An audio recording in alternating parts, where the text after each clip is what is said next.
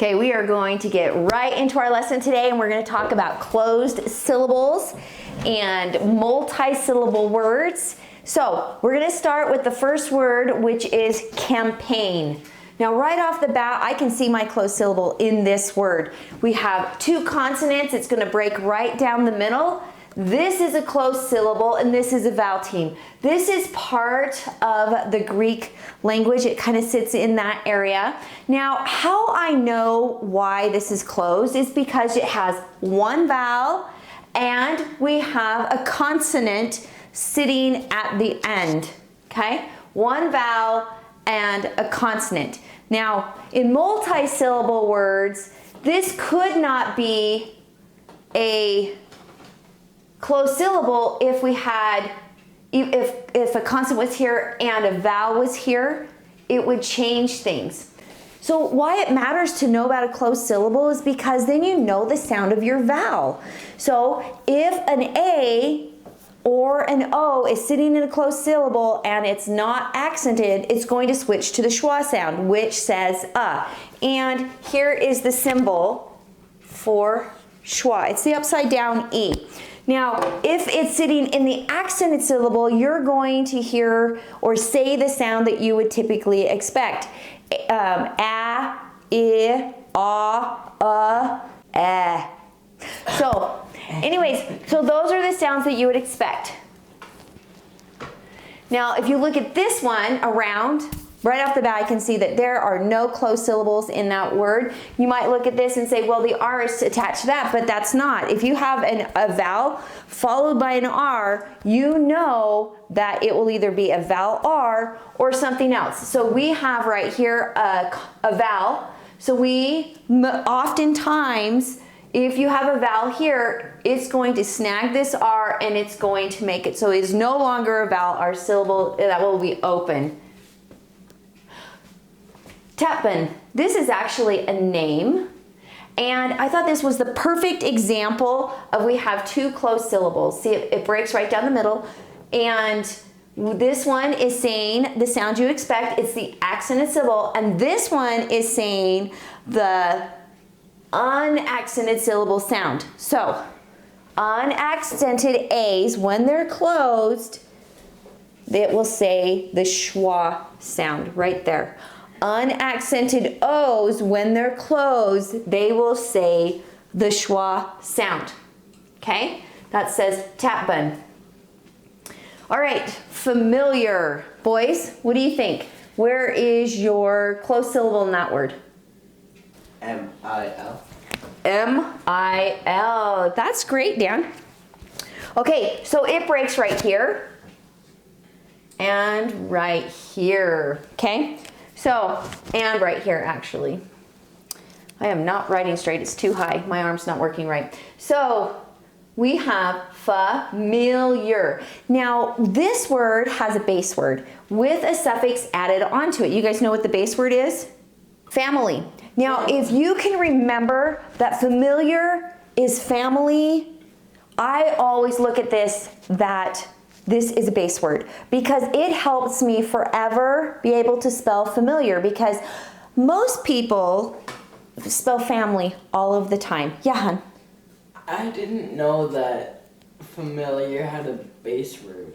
Yeah, well, a lot of people won't look at it like that, but I look at it like that because it helps my spelling. So look, how would you spell family? F-A-M-I-L-Y. So now we're going to add on our vowel suffix. We're going to change the Y to I and add on your vowel suffix. So you can't hear that I in familiar. It drops, and oftentimes that happens with words that end in a Y, like marriage. When you're changing the Y to I, you can't hear it. In carriage, you can't hear that I, but you know it's there because you have a base word. And I would say the base word here is family. Your family is familiar, and you will not have a hard time spelling that word if you remember that. Okay, so see right here, M-I-L, that is a closed syllable. It is forcing this I to say short sound, but we also have the rule, if it's in the middle, open eyes in the middle will say it's short sound also. So this could be maybe a little tricky where you would put your L, but it does. Familiar. It lands right there. Famil. You can hear that this L is landing over here, which causes this to be a closed syllable. Balanced. Where's your closed syllable in balanced? B-A-L. B-A-L. Okay, so remember, oftentimes, see how we have one consonant? Oftentimes, I would say 85% or somewhere around there, the L goes this way, or your consonant goes this way, but oftentimes it shifts here so you can hear what that sounds. Because if it came this way, that would be an open A, and it would either say bay or ba. But we don't want it to say bay or ba. We need it to say bal, which helps you so much with your spelling if you're understanding what your closed syllable is. Bal, you could spell it B-A-L. So this one has the same two double A's that say the two different sounds. This is the accented syllable, and this is the unaccented syllable. This is a closed syllable also. See how you have one vowel, and this E won't count for the closed syllable. Not there to make any other sound, only there to force the C to say the S sound. Balance. Okay? That is turning to schwa because it's a closed A in the unaccented syllable. This is not turning to schwa because it is a closed A in the accented syllable of this word. Now remember, when you have a two-syllable word, if it's in the English language without any Latin roots or things, oftentimes the accent will be here, the first one. Paul, did you have a question? No. Okay. Oh, now, surface, does this have any closed syllables? Yeah. Where? S-U-R. If you see a vowel and an R, you know that is not a closed syllable. That is a vowel R syllable. There is no closed syllables. So right off the bat, with you looking at that is a vowel R syllable. So you know that says sir, and then A-C-E at the end of a word says is, surface. This is a unit syllable. How about here, Pacific? Can you find your closed syllable in Pacific? So the F-I-C is your closed syllable. So you have this one consonant right here. It's coming to the end and it's saying fic. It forces this. Now there is a spelling rule. If you have a multi-syllable word, see, C's are not allowed to be spelled at the end of our language, but unless it's in a multi-syllable word and it says ick. Has to say, okay, happen. Where's your closed syllables in that word? That one's easy. In between the P's. Right. So do we have one or two? Two. We do. Both of these are closed syllables. One P closes this A in, and it's forcing that A to say it's accented syllable, so it's saying the ah sound. Ha. See, it's the very first syllable in the English word. And then pen. This is forcing this to say eh. Sometimes the E's will say the schwa sound, but most of the time I would at least try to say the eh sound. Already. All. Okay? He says all. Wait. This does not have, now I agree with Daniel, that could be really confusing. That looks like it could be a closed syllable because it has one vowel and it's followed by a consonant. But I would call this one a unit syllable. So remember our unit syllables? But if we have a unit sound in there, you just take, because this follows the spelling rule, if you have one vowel and it follows an F, L, S, or a Z, then you double it. That unit sound follows that rule. but it also can be the unit sound in the middle of a word. So here this would be a unit sound, but look at this one. The AL here is a closed syllable. Does that make sense, boys? Advance. This is your closed syllable, and this is turning to schwa. Is this a closed syllable, boys? Yes. Yeah. EE right here. Now, it would be confusing because I said if it has one vowel. But when you have a CE, so it's not doing anything else to this. It's almost like it's silent. It's not there to do anything else because it has one vowel and it's followed by a consonant or consonants, okay? Entertaining, right here. See how all of these, the rest is not a closed syllable, but this is forcing this to say enter. Okay, has, ran, and dad. So I put one syllable words in here so you could really see what does a closed syllable look like when it's sitting all by itself. Now these could sit in several different words. This exact syllable, even though they're its very own words. Now, when it's their very own words, you know it's the accented syllables. You know it's going to say its short sound. Has, ran, dad. So it has one vowel and a consonant, one vowel and a consonant, one vowel, and it's followed by a consonant. That's how you know you have a closed syllable. It forces this A to say its a sound, okay? So now if this wasn't accented, if it was in a multi-syllable word, it maybe could not be accented. So what would it say if it wasn't accented? Huz. What would that one say if it was not accented? Run. Run. And what would that one say if it wasn't accented? Dud. Dud. Okay, exclaim. What do you say? Where's the accent? Where is the closed syllable in this word? X. Exclaim. Right.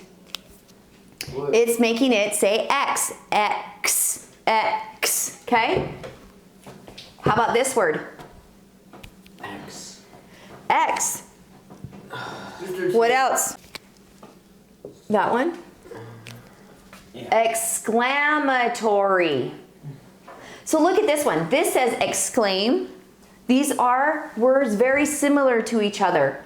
But here, this is a vowel team. And here we take out the vowel team and this becomes the sound you would expect. Clamatory. Okay? Exclamatory. Okay, so now I really want to focus on words that have EL and help you understand the meaning of the EL. And this will actually help your spelling if you know this. So things that have EL on them but also on the OLUL, but when you see these like dual, see it breaks right here, dual. Now this turns to schwa.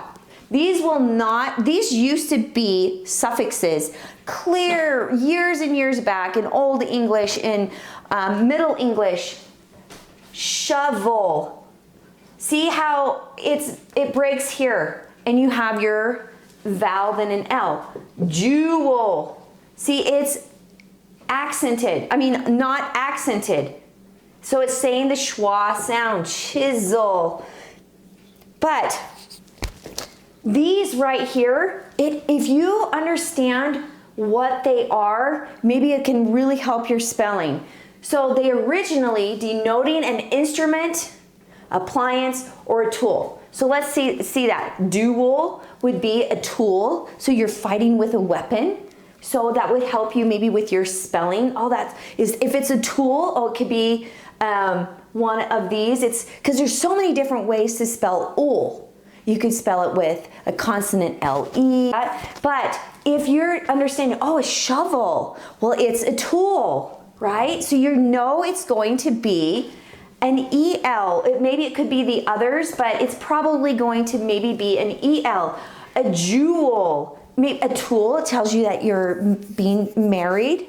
to somebody, right? How about a chisel? You're chiseling something away with the wood. Does that make sense? So that would help you. Now these come from, all of these right here come from Old English or really old French, okay? And so remember, the English was taken over by the nomads from the French people, and so our language was mixed together, and the English really sustained their own language, but mixed it in with the French. And so so remember, especially ELs, it will really help you to identify the different, to help you understand and be able to spell a little bit better. Yeah, Paul? So our language is half English, half French. I wouldn't say half, because we have Latin, we have Greek, we have French words, we have Italian. We have such a mixture in our language, and so that's the reason why it's hard to spell a lot of English words, because because there's different rules in different languages, and that's why it's important to understand the different languages. And understanding that this comes from Old English, and you know that it means it's a tool or an instrument or an appliance, will help you be able to spell it better, or at least get you in the right area. Okay, so now EL is a name, and it's been shortened, and it has everything to do with religion. And I got this off of a website called Abrams Publication, and I took enough off here that I really felt I should cite this website, because it's so L is taken the same way as Istanbul, and they came to America and they shortened their name to Bill. Somebody else says it's so close to William that they're just thinking that this name is now somebody's a William instead of a Bill, when he really actually is, his name is Istanbul. So it's kind of like that, where that has happened with this name. Now, let's go into L a little bit more, where we have Grundle. Now this is Old English. We have our vowel L in here, and this is actually ground, and I want to talk about how our language changes and how it's changed in the years. And G-R-U-N-D means ground, and this is actually ends up being a fish, a type of fish that I'm thinking that's kind of on the ground, that probably lives more on the ground of the water. So, and also another way how our English has changed. So this says Durcell, and I'm actually not even sure if this is a D. So I'm not 100% sure, but this is Old English, like years and years ago. And so not only did the look of our letters change, but look how now it's turned to scrapple. We have right here the EL, which is no longer existing now. This word doesn't exist in our language, but it was, the definition of it is an instrument for scraping. So see how this was a tool? So and you'll change your language as you raise your children, as you move on in your life. Your language will slowly start to change. It's happened for years and years. But I kind of wanted to show you the difference on how that works. In the last lesson, we focused on some chameleon prefixes, and so I'm just going to take one of the chameleons that we featured in there and talk a little bit about it. So con or kun, depending on if it's going to be accented or if it's not going to be accented. Now look at this, it's a closed O, and we talked about that in this over here. If it's a closed O and it's not accented, then it will say turn to its schwa sound. Now if it's a closed O and it's accented, it will say the ah sound that you would expect it to say. It's short sound. So how do we know that this is closed? Well, you have one vowel and you have a consonant following it. And this is a chameleon prefix. and it means with or together. So knowing the meaning of this, con, core, come, coal, then it will help you understand your words that you're actually putting together, okay? So concur. So also the CONs, they can go with several different roots right here, or base words. They see how CON can go on a C, concur, can go on a D, condemn. And it could also go, this is how you know that this has to be a double N, because one is for your root and one is for your chameleon prefix right here. That's how you know that this is doubled. Connect.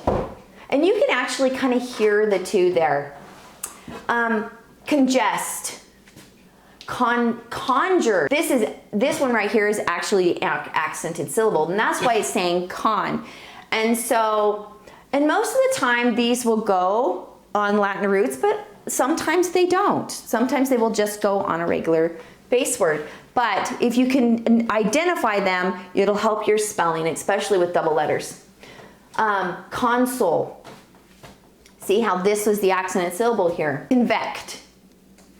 Contract or contract. Okay? Contra. Condition. Convent. See, this is the accented syllable. Confuse. Here's your Latin root. Latin root. Latin root, root. Root. Root. Root, root, root, root. Okay, so condescend. Here is your accented syllable. Okay, 1, 2, 3. So this one's saying con right here. Okay, core. So OR says or. This looks like it could be a closed syllable. Is this a closed syllable? No, it's not. It's a vowel R syllable. Okay? Corrected. R goes with R. That's how you know that this is going to be a double letter. COR, when it's a chameleon, this is a chameleon prefix, goes with R onto your base word. Here is your Latin root. Here is your Latin root. R goes with R, charade. Okay? So don't forget, if you are studying your Latin roots, and we've talked about that, here's your Latin root. R goes with R, correct. And you can hear both of those R's. Corrade, because this R attaches to this O, corrade. Okay, C-O-M. Now, if you know this spelling rule, it will help you immensely with your spelling. So, C-O-M goes on Latin roots that start with B, M's, or P's. So, B's, M's, and P's. Now, here's some examples. Company. Now, this is not to be confused with company that's spelled with an A. It's a completely different word, company. There's your root. See how the M goes with the P. Communed. M goes with an M. Okay, comfy. Now, what's going on here? What do you guys think? It's not a B, M, or a P. It's an exception. This is an exception to the rule. So sometimes, obviously, we have exceptions to the rule. So, but look, it's still attached to a Latin root. Okay? So comfy is the same as comfortable. It's off of this word. It's a shorter version of comfort or comfortable. But here are some other examples. Compact, compactly. There's your Latin root. Look, the C-O-M goes with the P. Combust. C-O-M goes with the B.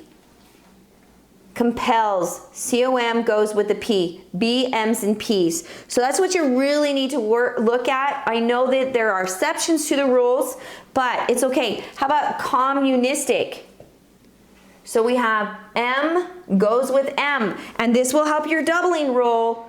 So it's the same meaning, with or together. So communists, they do things the same. Everybody's the same. They can't progress. So that's your communistic together. Does that make sense, boys? Does that help you understand? Chamaeleon. L's, C-O-L's, L's go with L's. C-O-L, that's a chameleon prefix. Means with or together. This means I, okay? And this is Latin Greek, and oftentimes we'll have our roots that kind of blend together. Oh, it's part Greek, it's part Latin. That's kind of what happened here.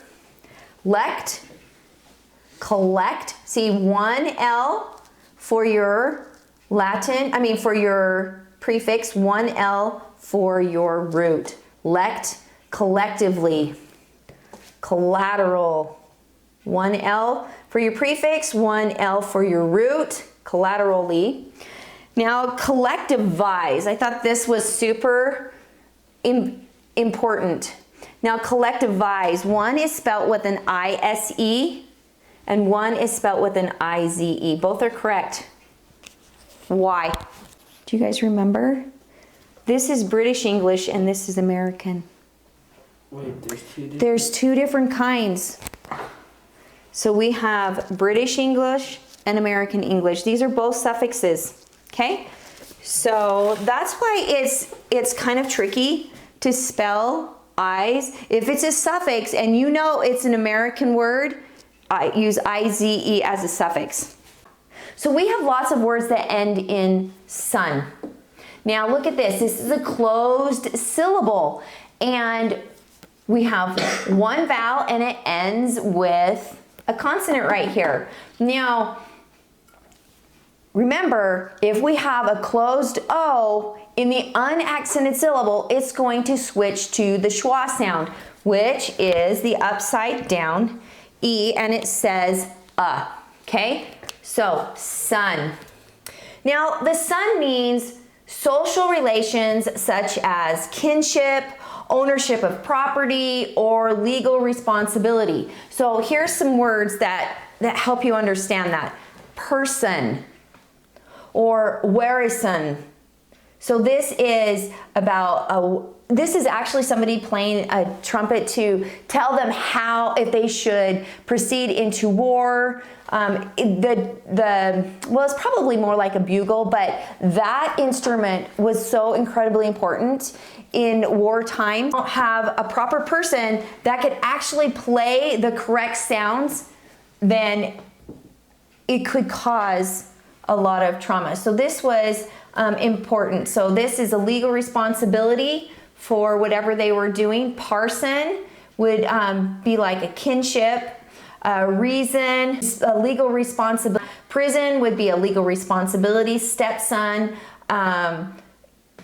kinship. But anyways, I thought that was really interesting to help you understand what son means. Okay? Now, also dumb, D-O-M. Also, it's a closed syllable. It switches to schwa, and this is a suffix. Okay? D-O-M is a suffix, and this will really help your spelling if you know this. Okay? Now, it is state of being. So it's a suffix forming nouns which refer to domain, like kingdom. Okay? Collection of persons, like officialdom. Rank or station, like elderdom. Or general condition, like freedom. And I just got this off the internet. It's so interesting. So I have a few words that help you understand this. So dukedom, where do you think that lands under, guys? Do you think it lands under domain, collection of persons, rank or station, Or, yeah, it lands under rank or station. Very good. How about wisdom? What do you think where wisdom would be? I would say wisdom would be a rank or a station because you have wisdom. The more wisdom you have, it ranks you higher. So how about stardom? How about rank or station for stardom? Because, well, because somebody has now become a star. And so they have stardom. Okay, filmdom. How about gypsydom? Random. Martyrdom. Martyr, your state, I think that would be a general condition, your state of being martyred. All right. Anyways, I hope that will help your spelling and your reading. So we will see you in the next lesson.